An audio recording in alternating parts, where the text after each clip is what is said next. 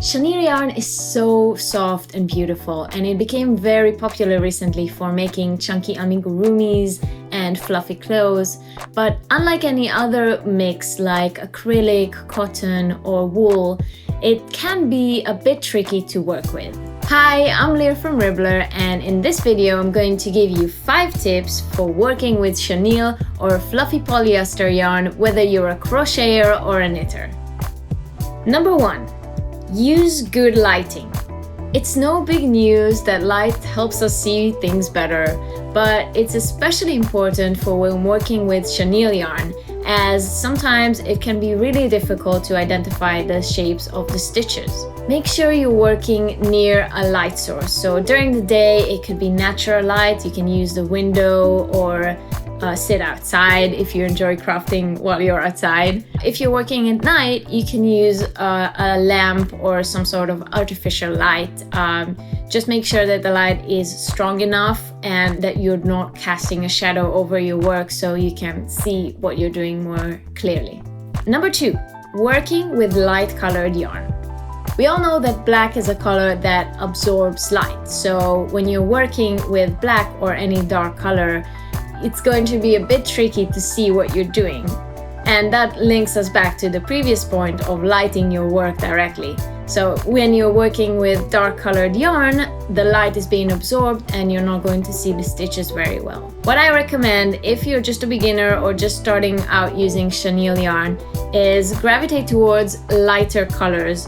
That way you can see what you're doing more clearly and you can avoid making mistakes.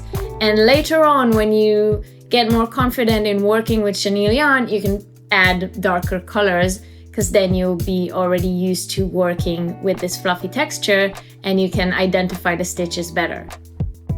Which leads me to my third point, and it is know the shape of your stitches. We've already established that because of this fluffy texture of the yarn, it can be really difficult to see the shapes of the stitches and to understand where you need to work into. What I recommend is knowing exactly what your stitches look like and where you need to work.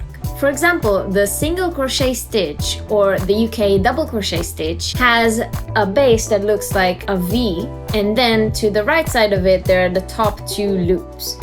If you know and recognize this shape, it will be easier for you to identify it when you work with chenille yarn.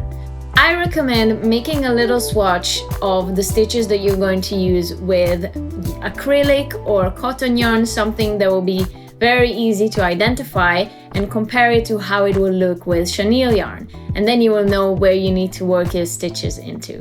Number 4, loose tension.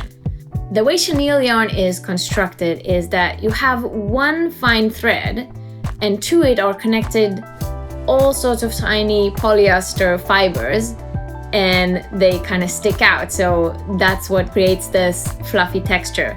But because of the way it's constructed, it can fray really easily, especially if you're working really tight. So when you're pulling the string too tight, the fluff will just come off and you will have a gap in the yarn. Because it's a yarn that doesn't have a lot of stretch, it will be easier for you to make your stitches when you're using a looser tension, and to also avoid making gaps in the yarn by pulling too hard on the fibers. Number 5, use stitch markers.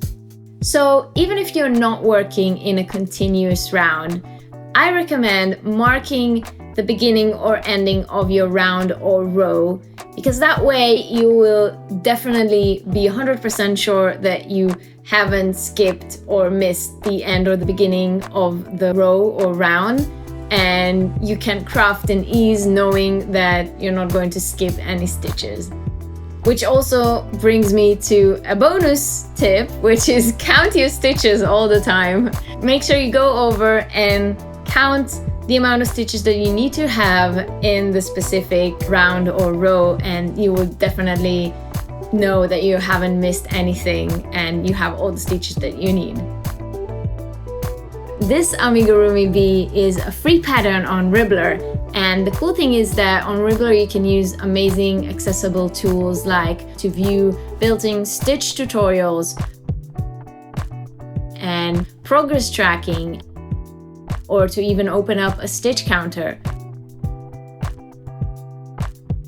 So using an app like Ribblr can really help you avoid mistakes and make sure you know exactly where you are in the pattern.